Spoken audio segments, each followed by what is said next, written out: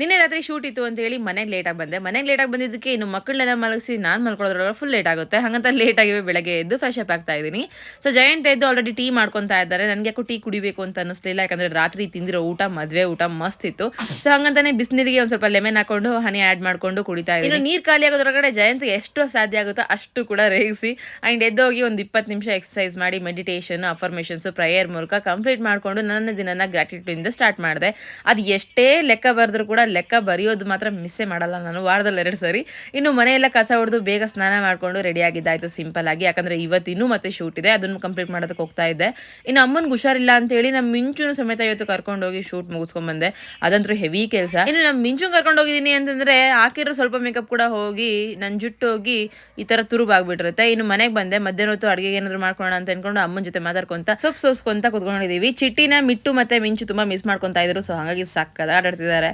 ಇದು ಇವತ್ತಿನ ಮಾರ್ನಿಂಗ್ ಕತೆ.